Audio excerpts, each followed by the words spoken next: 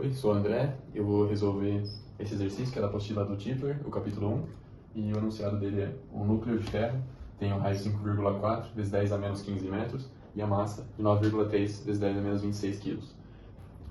O item A pede o seguinte: qual é a sua massa por unidade de volume em quilogramas por metros cúbicos?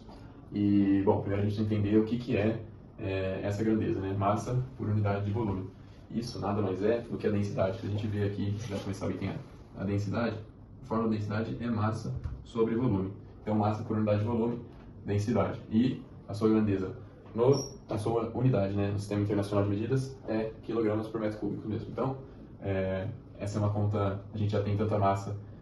E o raio, a gente precisa descobrir o volume para conseguir chegar na densidade. Então, vamos descobrir primeiro o volume do núcleo de ferro. Certo? E, né, considerando que seja uma esfera, o seu volume é dado por 4/3 de π r ao cubo, certo? Isso aqui é igual aproximadamente, né? Fazer essa multiplicação aqui assumindo π como 3,14, dá aproximadamente 4,2, né? Vezes, aqui a gente vai ter 5,4 vezes 10 a menos 15 elevado ao cubo. Isso aqui é igual, né, aproximadamente, tem mais casas decimais, né? Isso daqui, 157,5 vezes 10 elevado a menos 45. Então, esse 3 ele foi o expoente tanto do 5,4, tanto do 10 a menos 15, certo? Então, o volume aqui é igual, aproximadamente também, 660 vezes 10 elevado a menos 45 metros cúbicos. E aí, ajeitar isso aqui para estar em notação científica, a gente precisa fazer com que esse número aqui seja um número entre 1 e 10, né? Então, isso aqui é igual a 6,6, né? Vezes 10 elevado a menos 43 metros cúbicos. Então, agora a gente pode vir aqui para a fórmula da densidade. Então, densidade do núcleo de ferro e uma massa do núcleo de ferro sobre seu volume.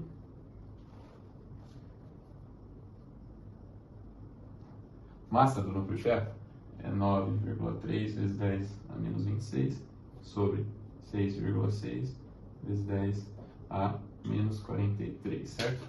Estou aqui com a colinha. O resultado dessa divisão é aproximadamente 1,41 vezes 10. E agora, a propriedade de notação científica, propriedade de divisão de números com a mesma base, porém expoentes, né, diferentes. Então, a gente mantém a base e a gente vai subtrair os expoentes, né, porque é uma divisão. Então, é menos 26 menos 43. Isso aqui é igual a 1,41 vezes 10 elevado a... aqui temos 43 positivo, 43 menos 26. Temos 13 até 30, 4 até 26, então 13 mais 4 elevado a 17. Certo? Essa densidade em quilogramas por metros cúbicos. Então essa é a resposta do item A. Agora, para o item B, ele pede o seguinte, né? Se a Terra tivesse a mesma massa por unidade de volume, lembrando que, né, de novo, massa por unidade de volume é a densidade, então, se a Terra tivesse a mesma densidade, qual seria o seu raio, né? E aqui ele nos fala a massa da Terra. Bom, a gente pode, né, ele está pedindo que o D da Terra seja igual à densidade do núcleo de ferro, então a densidade da Terra vai ser 1,41 vezes 10 a 17 kg por metro cúbico, né? O resultado do item A, certo? Então, de novo, a fórmula da densidade, para cá. Densidade da Terra vai ser a massa da Terra sobre seu volume. A gente já sabe tanto a densidade quanto a massa. O que a gente tem que descobrir antes de descobrir o raio, né, é descobrir o volume. Então, né, passa esse aqui para cá e esse aqui para baixo. A gente tem que o volume da Terra é igual a massa sobre densidade. E, bom, o volume da Terra é igual aquele número ali, 5,9 vezes 10 elevado a 24 sobre densidade 1,41 vezes 10 elevado a 17, certo? Isso aqui é igual a aproximadamente 4,24 vezes 10. Novamente, a gente tem uma divisão de números com a mesma base, expoentes diferentes, né? No caso, a divisão a gente subtrai. Então, 24 menos 17, isso aqui é igual a 4,24 vezes 10 elevado a 3 mais 4, 7. Seria esse o volume, portanto, em metros cúbicos da Terra. E, né, novamente, assumindo que a Terra seja uma esfera, a gente pode ter que o seu volume é dado por 4/3 do π vezes o seu raio ao cubo. E, bom, aí a gente já sabe o volume que a gente acabou de descobrir. A gente sabe, do exercício anterior também, que 4π sobre 3 é 4,2, então a gente pode dizer que 4,24 vezes 10 a sétima é igual a 4,2 vezes raio ao cubo. E, bom, quer dizer que o raio ao cubo é igual a 4,24 vezes 10 a sétima sobre 4,2. Isso a gente pode cortar com isso, a gente vai ter 1, que são números muito parecidos. Então, o raio é igual a raiz cúbica de 10 a sétima, certo? O raio ao cubo aqui vai se colocar como raiz cúbica. E, bom, aqui a gente tem duas vezes, né, o fator 10 a terceira, certo? Então, aqui, quando a gente tem multiplicação de números com a mesma base, expoentes diferentes, a gente mantém a base e soma. Então, 3 mais 3 mais 1, né? Aqui tem 1, a gente tem 10 a sétima. E aí a gente tira esses dois aqui, a gente tem que raio é 10 vezes 10 vezes a raiz de 10. Né? Esse cara aqui a gente não pode tirar da raiz ao cubo. A raiz de 10 é igual a aproximadamente 2,154. E, bom, daqui a gente tem que raio é igual a 100 vezes isso, vai dar 215,4 metros, certo? Então, resposta do item B, vemos que a densidade do núcleo de ferro é extremamente alta. Se a Terra tivesse a mesma densidade, o raio seria só de 215,4 metros, né? Muito menor do que realmente é.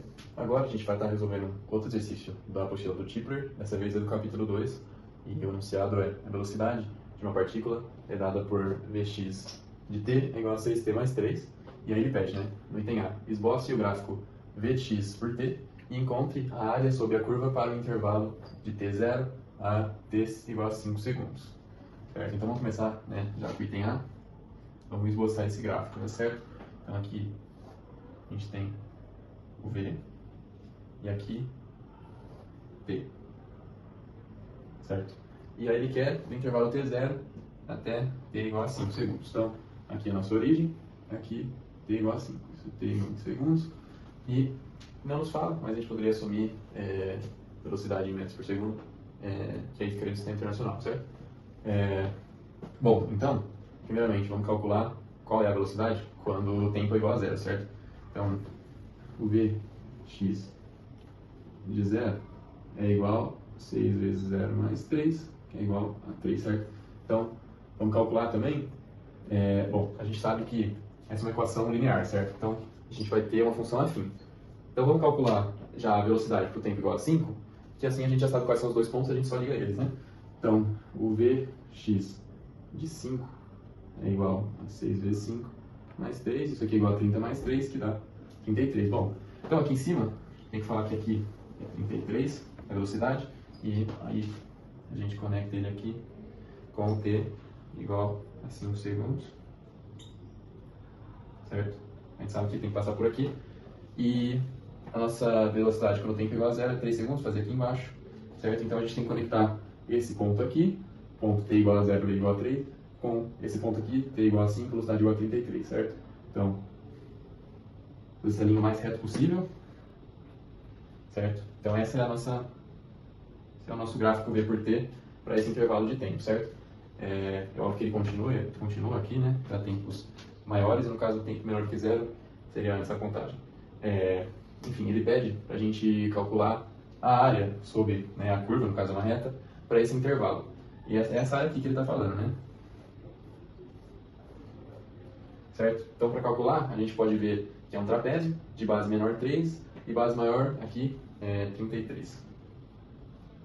Então, fórmula para a área do trapézio é base menor mais base maior vezes a altura sobre 2. E quem é a altura? A altura é esse cara aqui, que vale 5.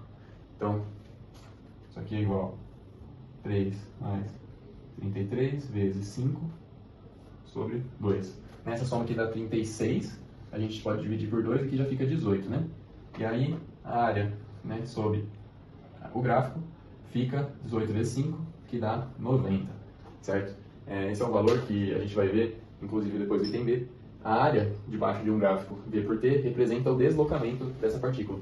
A área corresponde numericamente ao ΔX, que é igual a 90 metros, certo? Então, essa é a resposta do item A. Agora, no item B, ele pede para a gente encontrar a função posição em função do tempo, certo? E sabe-se que a posição ela pode ser obtida a partir da função velocidade por meio de sua integral. Então, x de t é igual a integral de dx de t, certo? A gente, né, pode desenvolver, fica a integral de 6t mais 3 dt, certo? E bom, vamos achar essa primitiva, né, que a gente vai ter a função posição. A sua primitiva a gente vai fazer a integral, então a gente tem que elevar o grau dessa expressão, a gente vai ter aqui um t ao quadrado, e para aparecer um 6 aqui, na regra do tombo, a gente precisa de um 3 aqui, que vai ficar 2 vezes 3, 6, elevado a t, a primeira, e o 3, como ele é um termo independente, quer dizer que ele havia só um t elevado a 1 aqui, tombou 1, subiu o t, e ficou apenas o 3. Então, essa é a primitiva, lembrando que toda primitiva tem que ter o seu mais c, uma constante qualquer, e c pertence aos reais. Então, agora a gente tem a nossa função posição, em função de t, certo? Agora a gente quer saber o deslocamento durante o intervalo de t0 a t5. Então, vamos calcular primeiro para t igual a 0. Então, x de 0 é igual... Aqui a gente tem dois termos que estão em função de t. E como t é igual a 0, eles vão sumir. Vai sobrar só c. Então, a posição inicial é c. É um valor que a gente não conhece. Mas a gente vai conseguir, né, sumir com ele na hora que a gente descobrir o x quando t é igual a 5. Certo? Aqui a gente vai ter 3 vezes 5 ao quadrado, mais 3 vezes 5, mais c. E aqui a gente tem 25 vezes 3, 75, mais 3 vezes 5, 15, mais c, que é igual a 90, mais c. E agora, para a gente calcular o ΔX, é igual à posição final, que a gente descobriu que é 90 mais c, menos a posição inicial, que é só c. Então, a gente corta, a gente sabe que o nosso deslocamento, ΔX, é igual a 90 metros. Certo? Só um adendo que a gente poderia ter feito isso de uma maneira um pouco mais rápida, mas né, aí a gente não estaria seguindo o enunciado, que ele pediu para a gente usar a função x de t para calcular o deslocamento. A gente poderia, ao invés, ter calculado a integral definida de bx de t dt. Aí a gente teria a integral definida de 6t mais 3 dt, que é igual, a gente calcula aquela primitiva e aplica para os pontos 5 e 0, vai ficar 3 vezes 5 ao quadrado mais 3 vezes 5 mais c menos 3 vezes 0 ao quadrado mais 3 vezes 0 mais c. Isso aqui é igual a 75 mais 15 mais c menos, aqui é 0, então apenas menos c, e a gente obtém o mesmo resultado, 90 metros, certo? Então essa resolução é o exercício capítulo 2 do Tipler.